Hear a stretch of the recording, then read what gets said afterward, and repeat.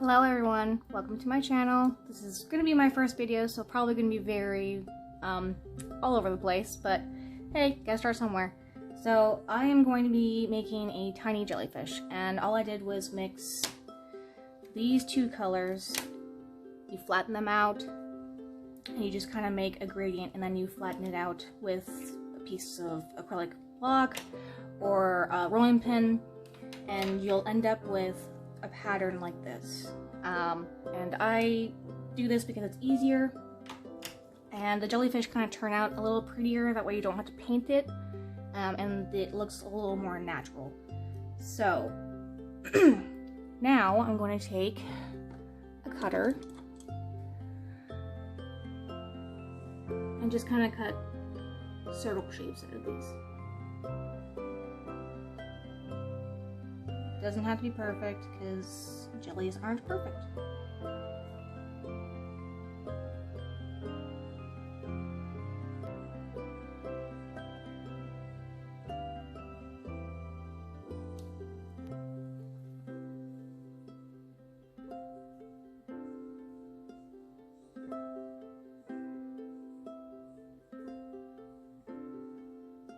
And I'm cutting them kind of small because I'm going to be putting it on this tool. It's a little round tool. And I like this size, which I have bigger sizes, but I like this size because the head of the jellyfish is just the right size to fit in like bracelet molds and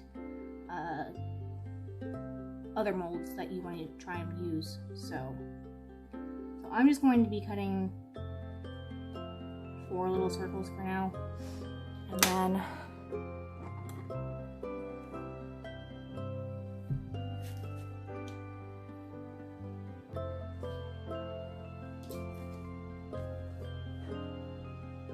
I'm going to be cutting just straight lines for the legs.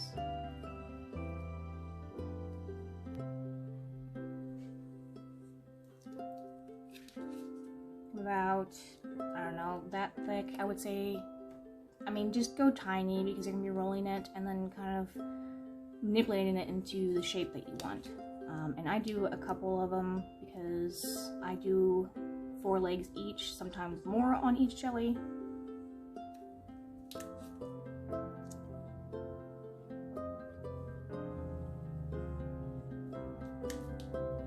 And this way I have enough gradient clay to make what I need, and in case I break legs, which happens quite often because it's very tiny and brittle.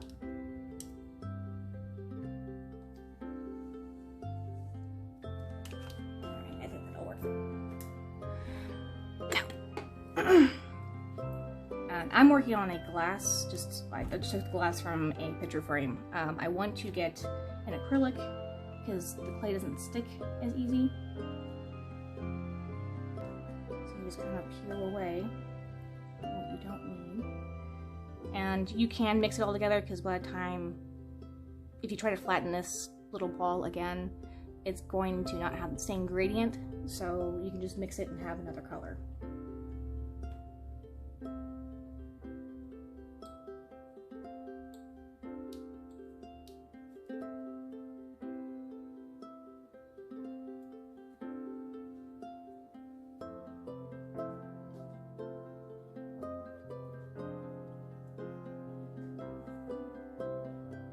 Okay, so now that we have all of the legs that we need, and I already have my oven preheating to 275, that way it's already ready for whenever I have my stuff done.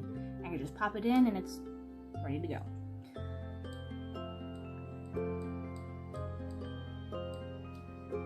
So you're gonna be kind of gentle because some of the pieces of this will actually stick to the glass, which is why I want to get acrylic.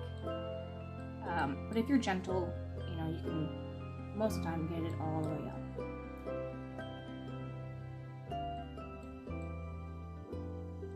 And honestly, guys, it just takes practice.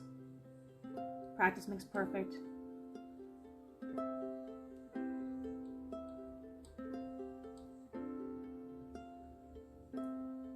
And all the tools I have, like, I have like a whole kit of X-Acto knives, all different shapes and sizes. It even comes with a really nice darting tool, very sharp. And I also got these silicone tips, all different types, and they were like, maybe I'll see if I can send it up, put a link in the description below for all of the stuff I have, because I'm just starting out, and believe me, it gets expensive. So, and the clay I just got from Walmart, just generic Walmart clay, like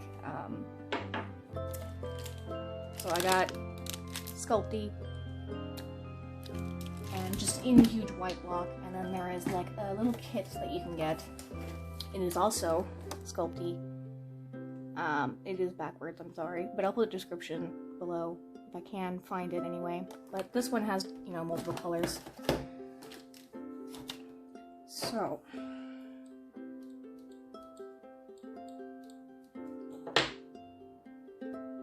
just gonna kind of move these out of the way.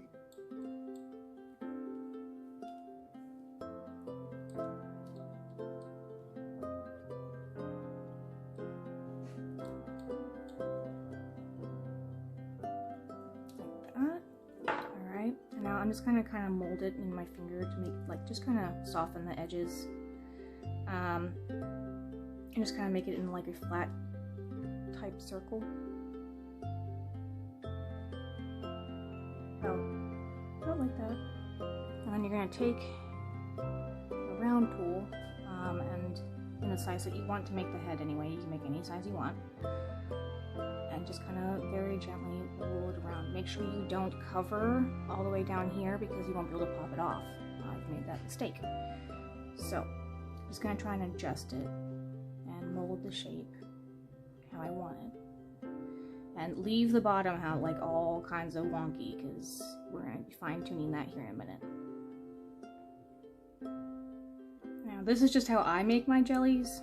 I mean, there's multiple videos you can look up, and everyone has their own technique and their own style and art. So now you're going to want to take a silicone darting tool, something kind of soft, you know, so it doesn't have like hard edges, and just every now and then kind of put some pressure so it ends up kind of lifting, if you can see that anyway. So then you're going to go on this side, like right next to it, and just kind of keep putting little divots like that.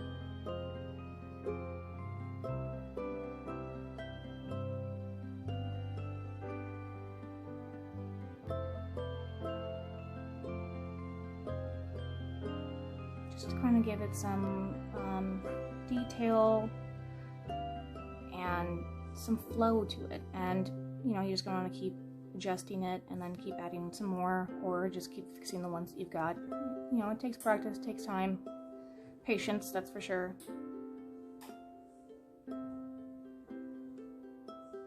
And this way it just kind of looks like it's floaty-ish, if that makes sense. And I actually use a sharp darting tool to add some like details on top, like some wrinkles or a design or something on top. Whatever you, I mean, it's your flow. Like, whatever you decide to do, you do it.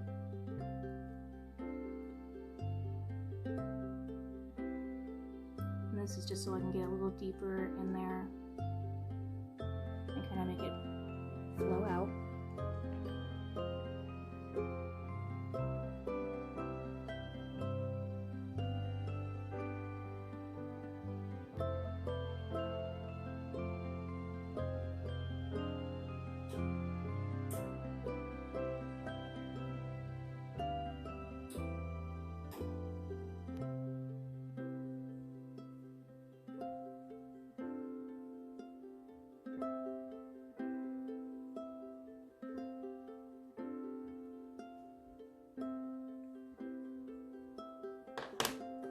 Take that soft one, just to kind of soften the edges, because it is so abrasive.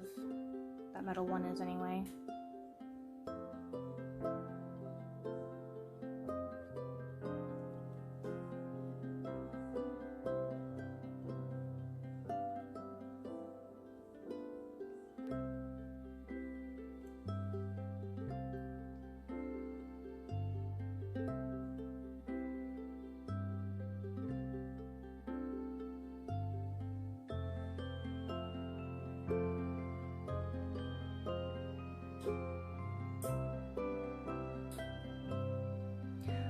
So it's gonna end up kind of like this. I don't know if you can see it or if it'll focus. Let's see if I can get it to focus.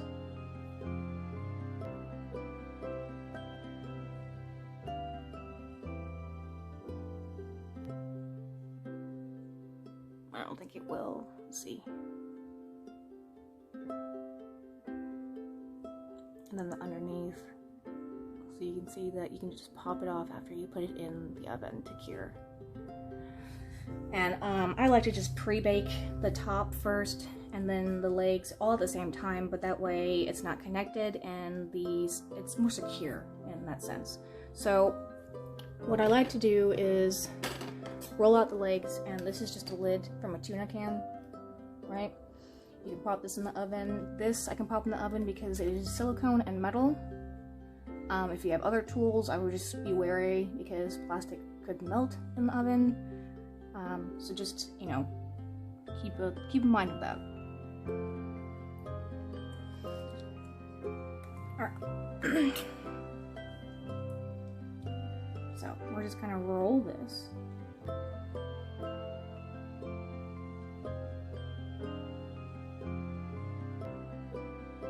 And you're gonna roll it fairly thin, honestly, but leave it in a round shape. Don't press too hard or flatten it. It makes it 10 times harder to get off. I'm just letting you know that. And also, you kind of want the 3D-ish shape of the tentacle so that it looks more realistic when you put it in your pieces. But that's just my preference.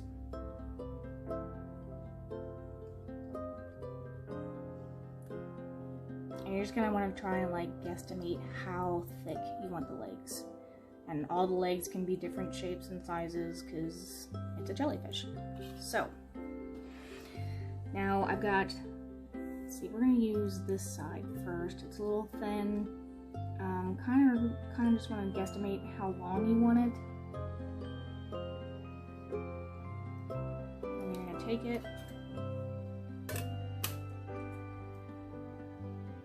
and put it on your can. And I like to use the actual rivets in the can to actually add some dimension, but you're just gonna want to lightly, and I mean lightly, push. And then you're gonna take your soft tool again. Let's see if I can zoom up so you guys can see this because it's so tiny.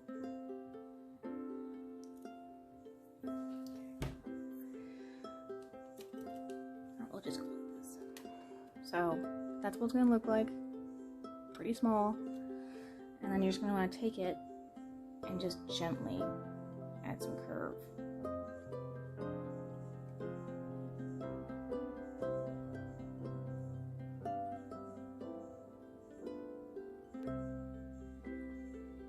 But you're going to want to try and leave it level at the top because that's where it's going to connect inside.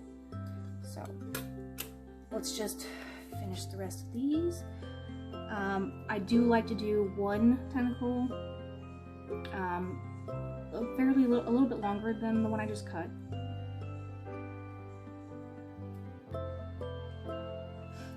And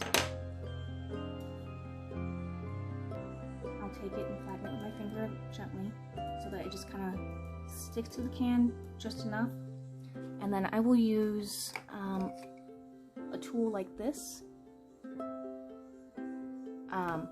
And you know, you want to like get the other clay off because it'll stick to it, but so just kind of wipe it off with your finger or with some alcohol wipes, whatever you've got.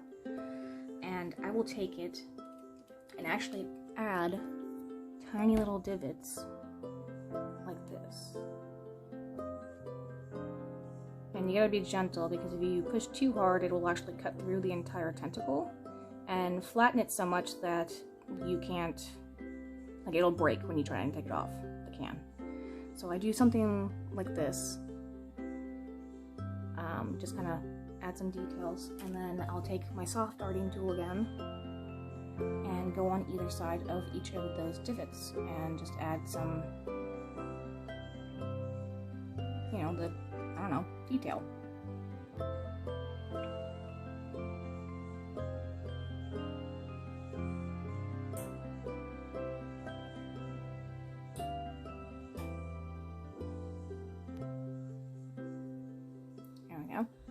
I'm just gonna have it like that.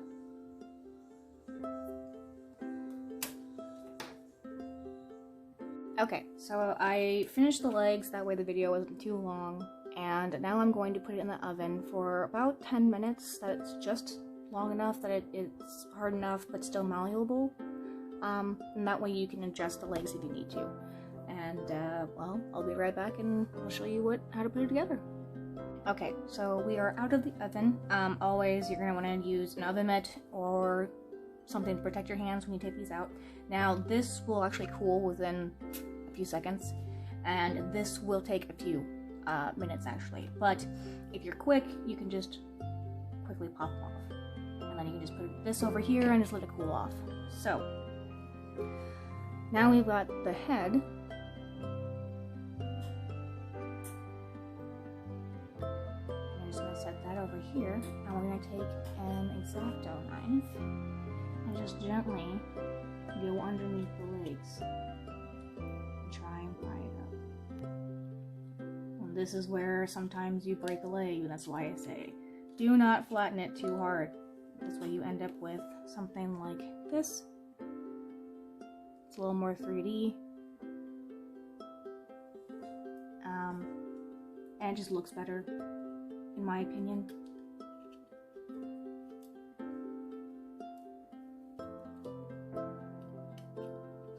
See how easy they're coming off? There's been times where I'm like for 15 minutes trying to get a leg off and it won't. So just be wary. Alright, so we're gonna put that away. Now, what I like to use, I like to use UV resin after I get the legs in, but I use just like a super weld, just some super glue, and we'll open it. And this one has a brush, which is very, very helpful for a lot of reasons. And I will just, and you're gonna want a pair of tweezers. It doesn't really have to be these, but I like these because they have grips on the inside and they are also curved. So you're gonna want that.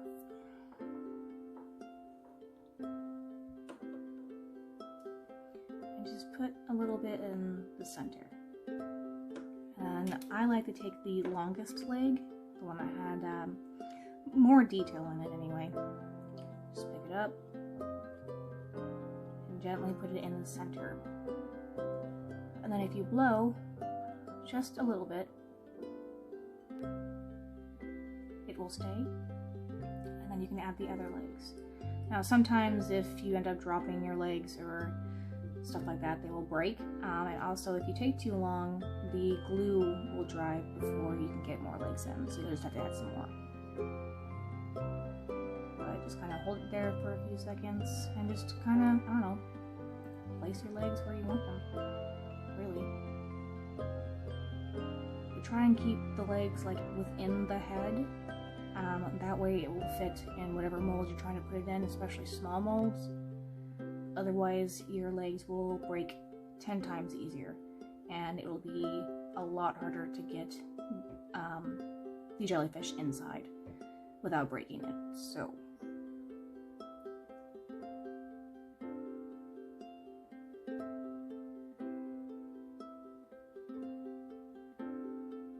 see, last leg I need to put more glue.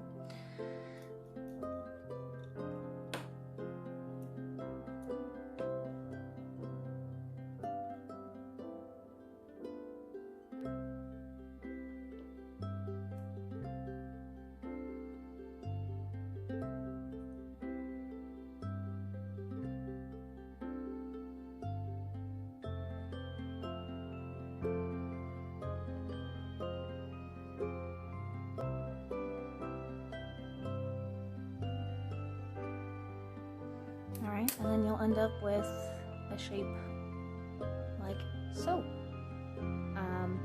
Let's see if I can put it down a little bit so you can see just a little better. And you're just going to want to let that dry for a minute. Now, if you want to add more colors because you feel like it's too purple or you don't have enough glue in there, you can always paint it.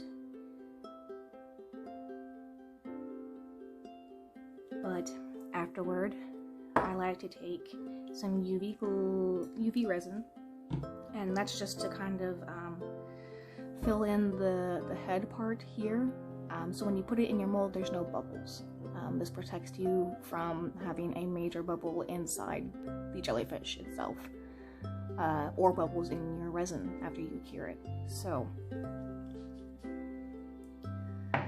what I'm going to do is put some UV resin inside a little silicone bowl. Again, I got this off Amazon, so everything that I bought and have and I'm using, I will put in the description below. And a lot of this stuff is really not that expensive. So this, let's see, I've used 3 different types of UV resin, but this one actually turns out a lot clearer. But the problem is the smell. The smell is pretty, it's worse than, for say, this brand. And I'll put a description below for each of these brands. But, so I use UV resin clear, and it even has directions on the back on how to use it. And I would suggest listening to the directions. So, before I even open this, here I want gloves. And if you're very sensitive to smells, you're going to want to use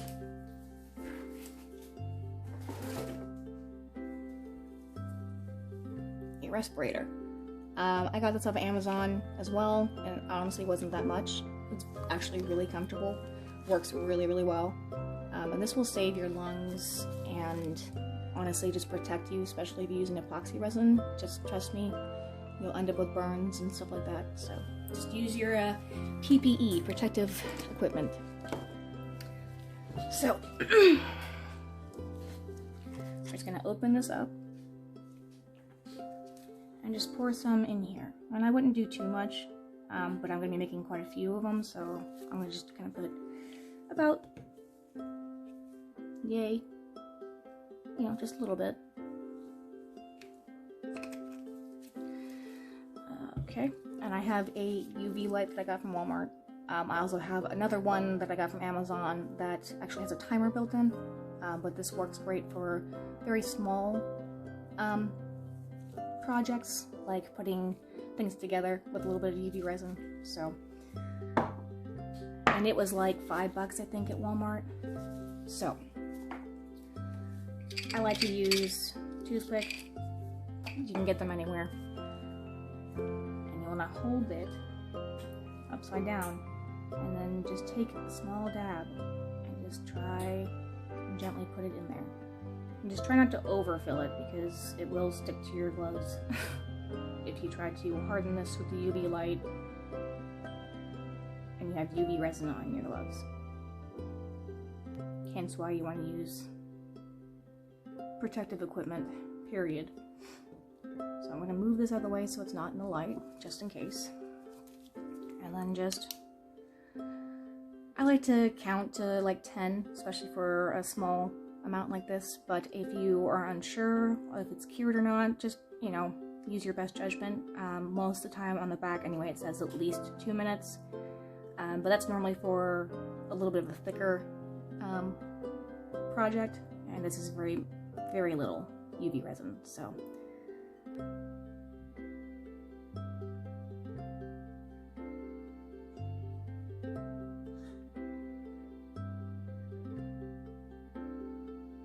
Now, I like to seal this entirely, but not with UV resin, mostly because it is just, it's not worthwhile, and UV resin is expensive.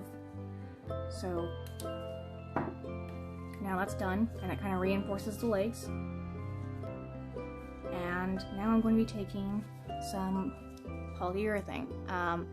This is the best thing I use for all my clay, to seal them and just to protect them, especially if you're going to put them on like charms and stuff like that, they won't break as easy. And I've got Varathane Ultimate Polyurethane. It's water-based, and it is crystal clear satin. So it's basically the same stuff you put on hardwood floor. And you can get that from any hardware store or on Amazon, you know, wherever you want to get it from. So we're just going to open this.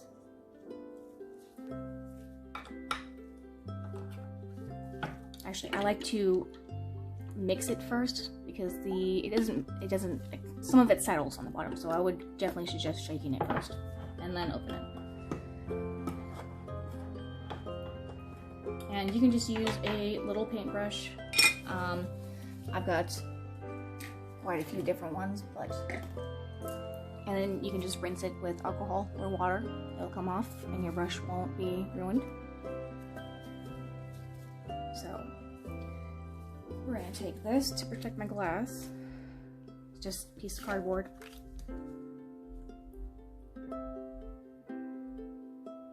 And we're going to hold the head gently and then just kind of dip just a little bit. That's all you need. And just coat it.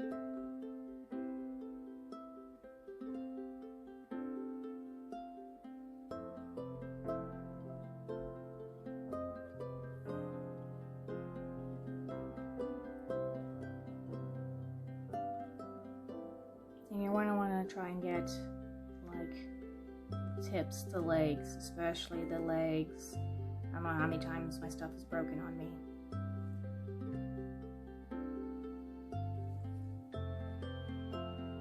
And then I'll just take the very tip of the leg, be very gentle, and then coat the top.